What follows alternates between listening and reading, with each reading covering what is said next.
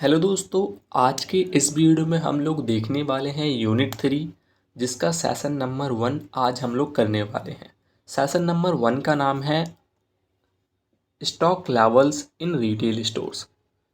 इस सेशन को स्टार्ट करने से पहले चलिए पहले हम इस सेशन का एक ओवरव्यू ले लेते हैं, देख लेते हैं आखिर में इस सेशन में कौन कौन से टॉपिक हैं और हम लोग क्या क्या पढ़ने वाले हैं। तो फर्स्ट नंबर पे आता है मीनिंग ऑफ स्टॉक लेवल।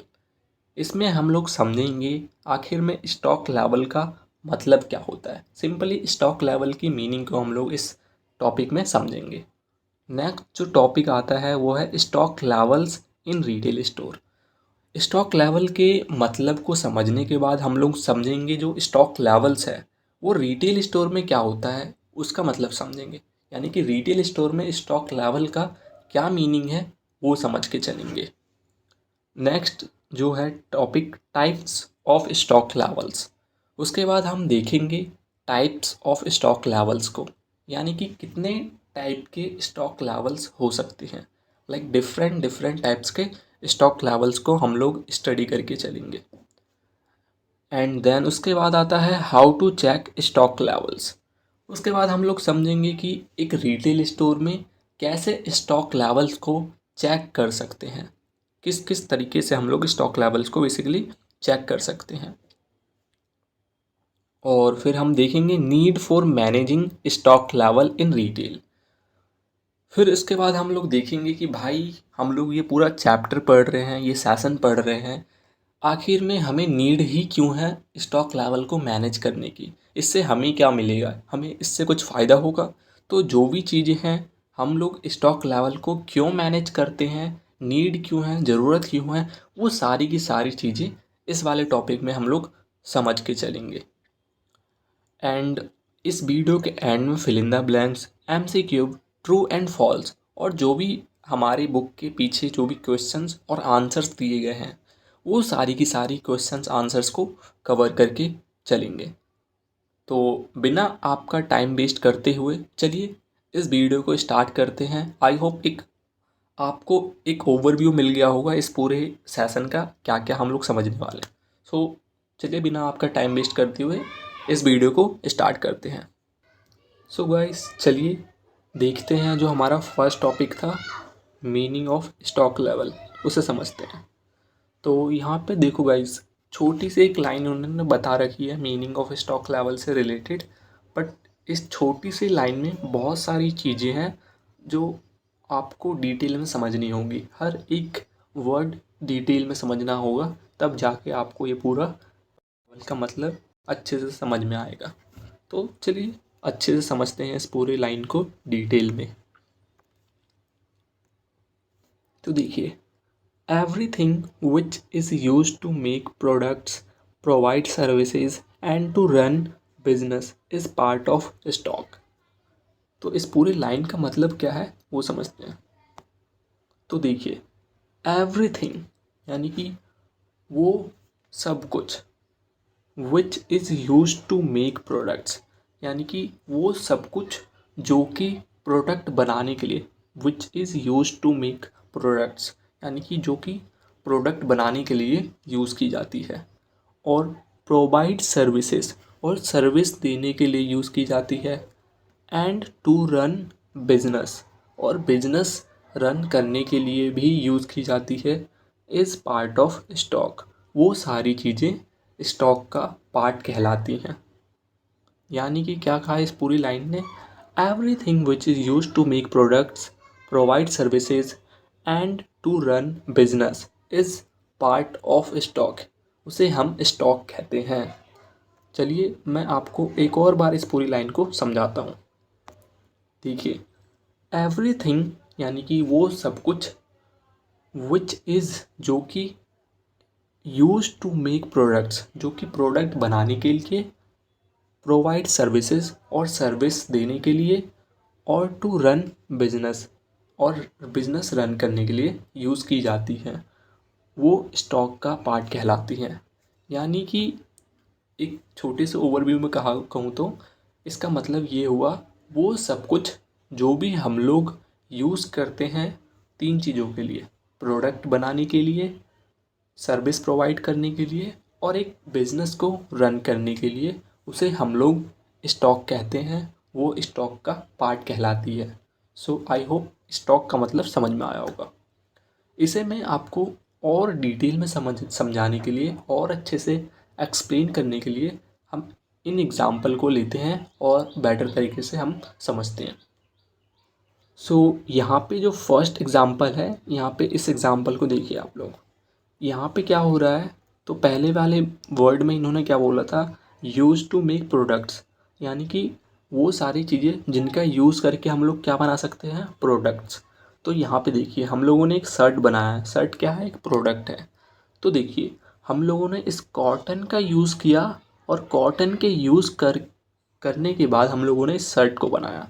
तो कॉटन जो है एक स्टॉक का पार्ट कहलाएगा, बिकॉज हम लोगों ने कॉटन का यूज़ करके एक शर्ट को बनाया, एक प्रोडक्ट बनाया। तो cotton is a part of stock, तो कॉटन को हम लोग यहाँ पे स्टॉक कह सकते हैं। तो इस वाली लाइन का मतलब आई होप आपको समझ में आया हो। Everything which is use to make product, यहाँ पे प्रोडक्ट वाला सीन आपको समझ में आ गया होगा आई होप। सो सेकंड में क्या कहा है, प्रोवाइड सर्विसेज।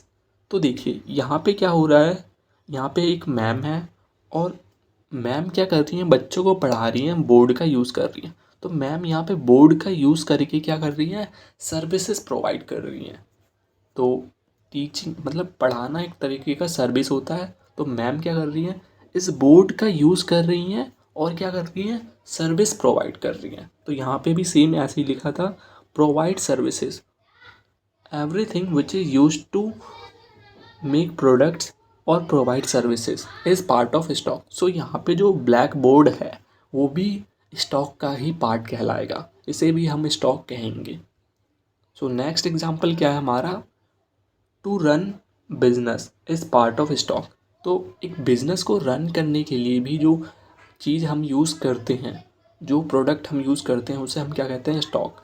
जैसे कि यहाँ पे एग्जांपल के तौर पर देख लीजिए, इस ट्रॉली ट्रॉली को देख लीजिए। ट्रॉली कहाँ कहाँ यूज़ होता है, मॉल में यूज़ करते हैं हम लोग, डिपार्टमेंटल स्टोर्स में यूज़ करते हैं और भी बहुत सारे स्टोर्स होते हैं जहाँ पे हम लोग ट्रॉली का यूज़ करते हैं। तो जो भी बिजनेसेस इन ट्रॉली का यूज़ करती हैं तो वो अपना एक बिज़नेस रन कर रही हैं। बिज़नेस रन करने के लिए क्योंकि इस ट्रॉली का यूज़ हो रहा है, so this is also as a part of stock. So I hope ये सारी चीज़ें जो हैं वो स्टॉक का पार्ट है। सो इस इन सब को हम क्या कहेंगे, स्टॉक। तो आई होप ये पूरा पूरा का पूरा जो स्टॉक का मतलब था आपको समझ में आया होगा।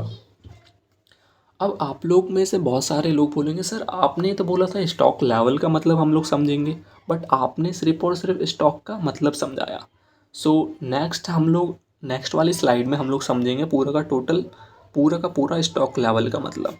तो चलिए देखते हैं स्टॉक लेवल का क्या मतलब होता है। अब stock level is different of stock required for effective control of materials at retail store to avoid over and understocking of materials। तो इस पूरी लाइन को समझने से पहले चलिए पहले यहाँ पे एक वर्ड आया है जो कि क्या है, ये प्यारा सा वर्ड है हमारा छोटा सा, इफ़ेक्टिव। इसका मतलब समझते हैं। सो बेसिकली इफ़ेक्टिव का कुछ ज़्यादा उतना हार्ड मीनिंग नहीं होता। इफ़ेक्टिव का मतलब आप लोग सिंपली इतना समझ के चलो, इफ़ेक्टिव मतलब बेहतरीन तरीके से और कुछ प्रॉपर तरीके से आप लोग चीज़ों को मैनेज कर रहे हो इफ़ेक्टिव वे में, ठीक है। तो इसका मतलब यही होता है सिंपल सा। आप समझते हैं इस पूरी लाइन का मतलब। Stock level is different levels. Stock level क्या है, डिफरेंट लेवल्स हैं स्टॉक के, लाइक टॉप लेवल, लाइक एक अपर लेवल हो गया, एक मिडल लेवल हो गया एंड एक लोअर लेवल। इस टाइप से एक डिफरेंट लेवल्स होते हैं stock level. Required for effective control, जो कि हम लोग यूज़ करते हैं एक बेहतरीन कंट्रोल करने के लिए मटेरियल्स को। Required for effective control of materials, ताकि हम लोग मटेरियल को प्रॉपर तरीके से कंट्रोल कर सकें, मैनेज कर सकें। तो स्टॉक लेवल क्या हो गए, डिफरेंट लेवल्स हो गए जो कि हम लोग यूज़ करते हैं इफ़ेक्टिव कंट्रोल ऑफ मटेरियल्स, ताकि हम लोग जो भी मटेरियल्स है हमारे स्टोर में उन्हें प्रॉपर तरीके से कंट्रोल कर सकें एट अ रिटेल स्टोर, एक रिटेल स्टोर में। इससे क्या होता है, to avoid over and under stocking of material. ताकि हम लोग क्या कर सकते, अगर हम लोग प्रॉपर तरीके से स्टॉक लेवल को इफ़ेक्टिव कंट्रोल करते हैं हमारे रिटेल स्टोर में, सो इसकी वजह से क्या होता है, हम लोग अवॉइड कर सकते हैं ओवर स्टॉकिंग को और अंडर स्टॉकिंग को, under over stocking and under stocking of materials. तो इसकी मदद से हम लोग ये दोनों चीज़ें हम लोग बेहतरीन तरीके से अवॉइड कर सकते हैं। तो आप लोगों में से बहुत लोगों को over stocking and under stocking का मतलब नहीं पता होगा। सो प्लीज़ आप लोग जाइए, हमारा जो फर्स्ट वीडियो था इंट्रोडक्शन वाला, उसमें मैंने अच्छे से आप लोगों को समझाया था, वो जाके देखिए और अच्छे से इस वीडियो को फिर देन आपको समझ में आएगा। सो गाइस, हम लोगों ने स्टॉक का मतलब समझ लिया, स्टॉक लेवल्स का मतलब भी समझ लिया। अब समझते हैं stock levels in retail store, यानी कि स्टॉक लेवल्स जो होता है रिटेल स्टोर में, इसका क्या मतलब है वो समझते हैं। After receiving goods for storage in retail store, the responsibility of the store assistant और द स्टोर कीपर इंक्रीजेस। तो देखिए, इसमें ये बताया गया है after receiving goods for the storage in the retail store, यानी कि गुड्स रिसीव करने के बाद स्टोरेज के लिए जो रिस्पॉन्सिबिलिटी होती है स्टोर ऑपरेशन असिस्टेंट की, वो इंक्रीज हो जाती है। ठीक है, यानी कि जब भी गुड्स रिसीव कर लिए जाते हैं स्टोरेज के लिए एक रिटेल स्टोर में, तो वहाँ पे जो भी रिटेल स्टोर ऑपरेशन असिस्टेंट होता है या फिर स्टोर कीपर होता है, उनकी जो रिस्पॉन्सिबिलिटी है, यानी कि उनकी जो कर्तव्य है, उनके जो काम है, बेसिकली काम बढ़ जाते हैं, उन्हें वो सारी चीज़ें मैनेज करके चलनी होती है। नेक्स्ट क्या बता रखा है नेक्स्ट वाली पॉइंट में, the store operation assistant should constantly observe the stock levels of various goods in the retail store to avoid the repercussion of over or understocking, which are dangerous for the retail organization। तो इस पूरी point को समझने से पहले यहाँ पे एक वर्ड आया था जो कि खतरनाक वर्ड है, प्रोनाउंस करने में डिफ़िकल्ट होता है। क्या है हमारा ये, रिpercussion। सो इसका सिंपल सा मतलब होता है रिजल्ट। तो हम लोग इसको रिpercussion ना पढ़ के रिजल्ट पढ़ेंगे, ठीक है। तो अब समझते हैं इस पूरी लाइन का मतलब। द स्टोर ऑपरेशन असिस्टेंट, यानी कि जो स्टोर ऑपरेशन असिस्टेंट है, यानी कि ये should constantly observe the stock levels, इसे कॉन्स्टेंटली यानी कि बार बार इसे ऑब्जर्व करना चाहिए स्टॉक लेवल्स को of various goods in the retail store. तो इसे क्या करना चाहिए, कॉन्स्टेंटली यानी कि बार बार गुड्स को ऑब्जर्व करना चाहिए, वो भी अलग अलग प्रकार के गुड्स को, वो भी रिटेल स्टोर में, ताकि क्या कर सके ये, avoid the result of over और under stocking which are dangerous for the retail organisation. तो बेसिकली इसे सिंपल सा यही काम करना होता है कि डिफरेंट गुड्स यानी कि वेरियस गुड्स को कॉन्स्टेंटली इसे ऑब्जर्व करना होता है, ताकि ये क्या कर सके, जो रिजल्ट है ओवर स्टॉकिंग और अंडर स्टॉकिंग को, ओवर स्टॉकिंग का और अंडर स्टॉकिंग का, उससे ये हमारे रिटेल स्टोर को बचा सके।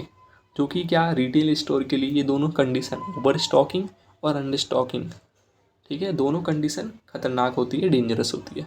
तो इससे बचाने के लिए एक स्टोर ऑपरेशन असिस्टेंट को कॉन्स्टेंटली ये सारी चीज़ें ऑब्जर्व करके चलनी पड़ती हैं। आगे इस टॉपिक में और चीज़ें लिखी गई हैं, चलिए उन्हें देखते हैं। तो देखिए,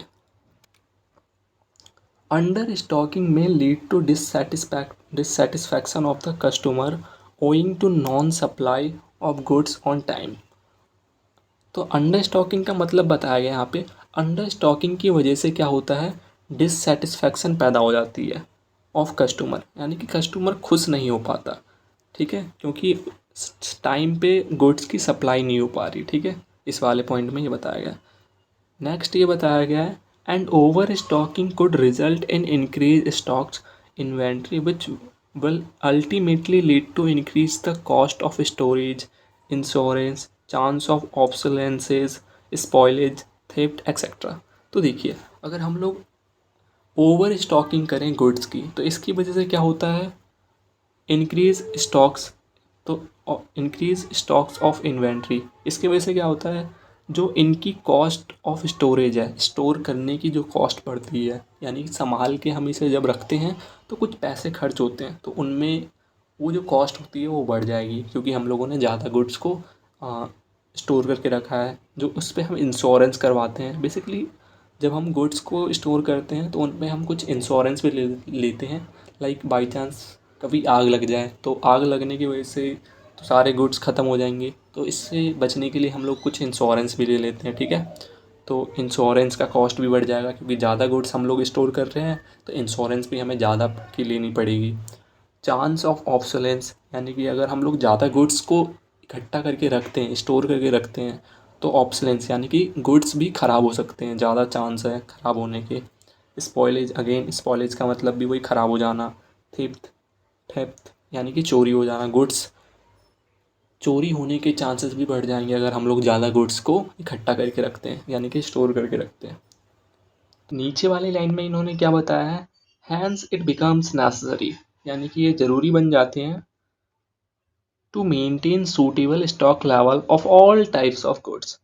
तो बेसिकली इन्होंने क्या कहा, इसलिए ये सारी चीज़ें हम लोगों ने पढ़ ली, अंडर स्टॉकिंग, ओवर स्टॉकिंग, इसके फ़ायदे नुकसान, ठीक है। तो इसलिए ज़रूरी बन जाता है ताकि हम लोग क्या कर सकें, स्टॉक लेवल को सूटेबल मैनर में या सूटेबल स्टॉक लेवल में मैनेज कर सके, ताकि वो कोई सा भी गुड हो, हमें ये फ़र्क नहीं पड़ता, बस हमें सूटेबल तरीके से मैनेज करना है सारे गुड्स को।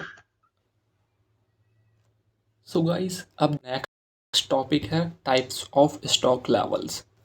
तो हम लोग अब देखने वाले हैं टाइप्स ऑफ स्टॉक लेवल्स के बारे में। तो जो फर्स्ट हमारा स्टॉक लेवल का टाइप होता है वो होता है मिनिमम स्टॉक लेवल। सेकंड जो टाइप होता है maximum stock level. And third होता है रीऑर्डर लेवल। एंड फोर्थ होता है डेंजर लेवल। तो जैसे कि आप इनके नाम से ही आइडिया लगा सकते हैं हम क्या क्या इसमें बेसिकली क्या मीनिंग होने वाला है इन स्टॉक लेवल का। मिनिमम मतलब वही कुछ कुछ ना कुछ होनी चाहिए, ठीक है। मिनिमम मतलब कम से कम। मैक्सिमम मतलब हाईएस्ट। रीऑर्डर मतलब वही रीऑर्डर करना, दोबारा ऑर्डर करना। डेंजर मतलब खतरनाक लेवल। तो इन सारे लेवल को एक एक करके समझते हैं, चलिए।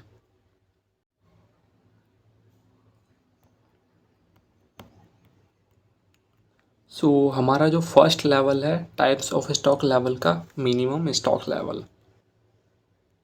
मिनिमम से हमें आइडिया लग गया था, मिनिमम मतलब कम से कम कुछ होना चाहिए, कुछ ना कुछ तो होना चाहिए।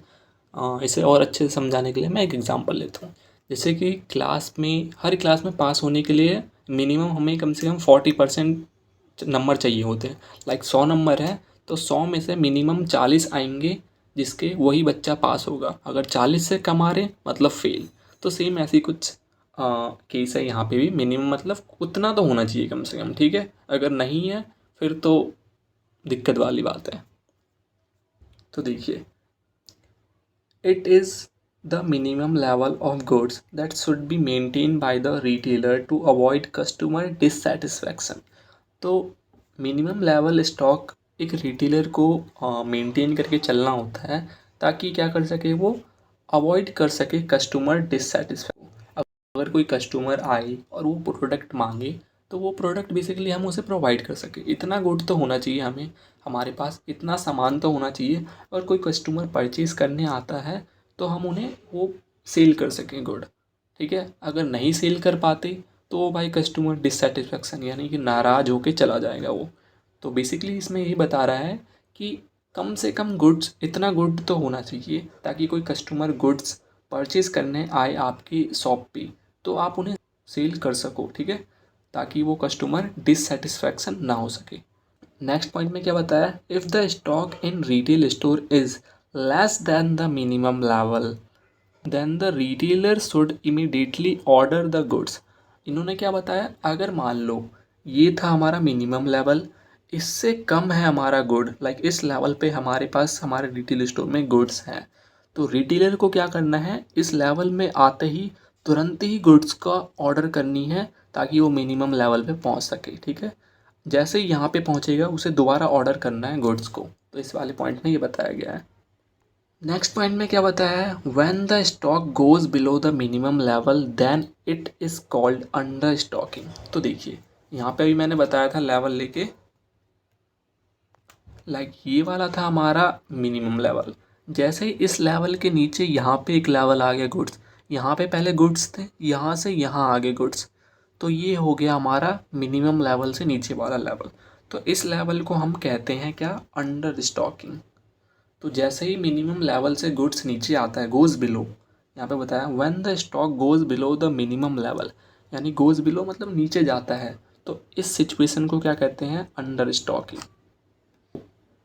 सो गाइस ये वाला जो लेवल है मैक्सिमम स्टॉक लेवल, ये सेकंड लेवल है टाइप्स ऑफ स्टॉक लेवल का। तो हम लोगों ने अभी देखा कि मिनिमम लेवल यहाँ पे है, ठीक है। तो मैक्सिमम लेवल इतना होता है, इससे ऊपर वाला जो है ये मैक्सिमम लेवल है। तो इन्होंने क्या कहा है कि मिनिमम लेवल हमने देखा ये वाला है, मैक्सिमम लेवल ये वाला है, ठीक है। तो मिनिमम तो इतना होना चाहिए, मैक्सिमम इतना होना चाहिए, ये ठीक है। अब समझते हैं ये आगे क्या इन्होंने क्या लिखा है, इनमें पॉइंट्स में क्या बताया इन्होंने। It is the maximum level of goods that is maintain by the retail store. तो ये एक मैक्सिमम स्टॉक लेवल है, या मैक्सिमम लेवल है ऑफ गुड्स को मेंटेन करने का बाय रिटेल स्टोर। तो रिटेल स्टोर जो भी है वो मैक्सिमम इतना लेवल स्टोर करके चले, ये मैक्सिमम लेवल है, ठीक है। Beyond the maximum level of stock the retailer should not order more goods as it may increase the carrying cost. तो देखिए हमने देखा था मिनिमम लेवल ये था, ठीक है।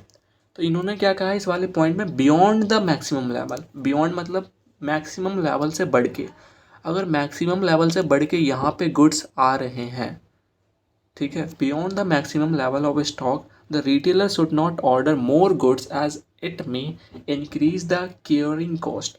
अगर हम लोग इस वाले से बढ़ के और गुड्स ऑर्डर कर रहे हैं, लाइक यहाँ पे ये हमारा मैक्सिमम लेवल है और हमारे पास इतने गुड्स हमारे रिटेल स्टोर में हैं मैक्सिमम लेवल पे, बट हमने अगर इससे ऊपर और बियॉन्ड द मैक्सिमम लेवल, यानी मैक्सिमम लेवल से बढ़ के हम यहाँ पे गुड्स को ऑर्डर कर रहे हैं, यहाँ तक हम गुड्स बढ़ा रहे हैं, तो ये वाला लेवल मैक्सिमम लेवल से ऊपर चला जाएगा। तो ये वाले लेवल अगर हम लोग यहाँ पे पहुँचते हैं तो क्या होता है, गुड्स ज़्यादा हो जाएंगे, ज़्यादा होने की वजह से क्या होगा, it may increase the caring cost. हमने पढ़ा था ना, इंश्योरेंस का कॉस्ट, संभालने का कॉस्ट, उन्हें प्रॉपर तरीके से हैंडल करने का जो कॉस्ट होता है वो बढ़ जाएगा, जो कि हमारे एक तरीके से लॉस का काम करेगा। तो इसलिए इन्होंने कहा कि हमें सिर्फ मैक्सिमम लेवल तक ही गुड्स रखने हैं, उससे ऊपर नहीं रखना। अगर उससे ऊपर हम रखते हैं तो बेसिकली क्या हुआ, लॉस होगा, हमारा केयरिंग कॉस्ट बढ़ जाएगा। थर्ड पॉइंट में इन्होंने क्या बताया है, when the stock crosses the maximum stock level it called overstocking। देखो अभी हमने मिनिमम स्टॉक लेवल पढ़ा था, अब हमने मैक्सिमम ये वाला पढ़ा था। अब ये क्या कर रहा है, ये क्या कह रहे हैं कि अगर ये मैक्सिमम लेवल से यहाँ पे अगर स्टॉक लेवल पहुँचता है तो इसे हम कहेंगे ओवर स्टॉकिंग। हमने पिछली वाली स्लाइड में क्या पढ़ा था, अगर इस मिनिमम लेवल से स्टॉक यहाँ पे है तो इसे हम कहते थे अंडर स्टॉकिंग, और यहाँ पे क्या है, ये मैक्सिमम लेवल है, इससे ऊपर अगर गुड्स की हम लोग स्टोर करते हैं तो ये कहलाता है हमारा ओवर स्टॉकिंग। आई होप ये सारी चीज़ें आप लोगों को समझ में आई होंगी। सो नेक्स्ट लेवल जो है वो थर्ड लेवल है टाइप्स ऑफ स्टॉक लेवल का, जो कि है रीऑर्डर लेवल। तो रीऑर्डर लेवल में क्या होता है, क्या पॉइंट्स है वो समझते हैं। When the quantity of goods reach certain level, then a fresh order is sent to purchase new products। तो इसमें बताया गया है, हमने पढ़ा था ना, इसमें एक और पॉइंट बताया वो भी समझ लेते हैं, देन समझते हैं। और the retailer places an order before the goods reach a minimum level. तो इन्होंने क्या कहा है कि ये मिनिमम लेवल है, बिफोर, इन्होंने क्या ये क्या कह रहे हैं, बिफोर मिनिमम लेवल, यानी कि मिनिमम लेवल पे पहुंचने से एक रीऑर्डर लेवल आता है। ये वाला सबसे ऊपर क्या होता है, मैक्सिमम, मैक्सिमम से नीचे एक लेवल आ जाता है और उससे नीचे एक मिनिमम लेवल आ जाता है।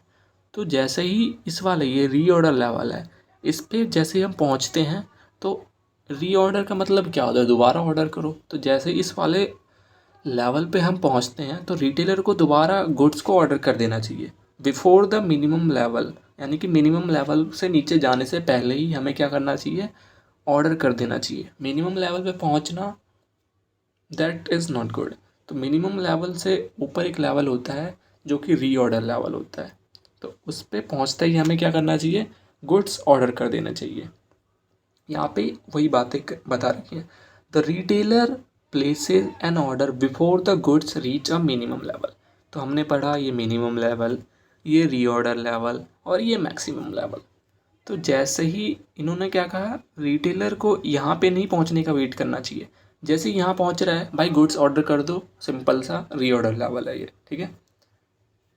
सो फोर्थ वन क्या है हमारा, डेंजर लेवल। डेंजर लेवल में इन्होंने क्या बताया, if the stock touches danger levels, then immediate action should be taken to maintain the stocks even if additional cost is incurred in arranging the required goods। तो इन्होंने क्या बताया, देखिए भाई, अगर मान लो ये हमने पढ़ा minimum, reorder level, maximum level.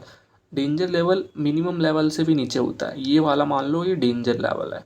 तो ये कह रहे हैं कि अगर डेंजर लेवल पे हम लोग पहुंच गए हैं, पर हमें पहुंचना नहीं होता, हमें बहुत तरीके से मुश्किल ही पहुंचते हैं, बाई चांस किसी भी कारणवश हम लोग ये डेंजर लेवल पे पहुंच गए हैं, तो ये क्या कह रहे हैं, if the stock touches danger level, danger level को टच करता है stock, then immediate action should be taken. तो इमीडिएट एक्शन हमें लेना पड़ेगा to maintain the stock even additional cost is incurred in arranging the required goods.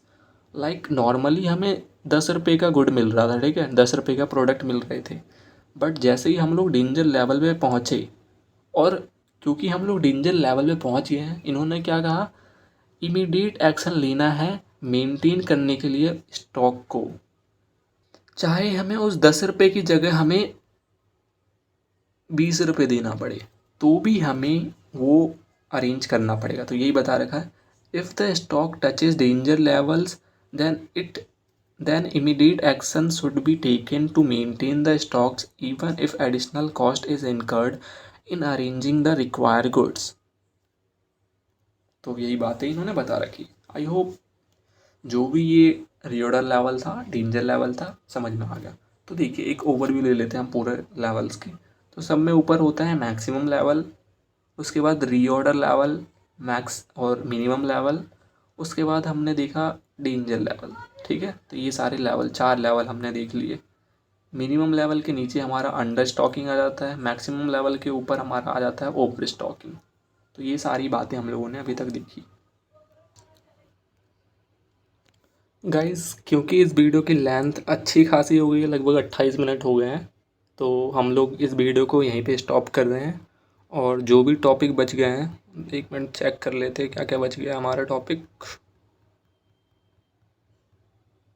तो guys जो भी टॉपिक्स बच गए हैं, like how to check stock levels, need for managing stock levels in retail store, और fill in the blanks, MCQ true and false, और जो भी क्वेश्चंस आंसर्स थे हमारे बुक के, वो हम लोग इस वीडियो का पार्ट 2 लाएंगे और इस तीनों टॉपिक्स को कवर करेंगे उस वीडियो में।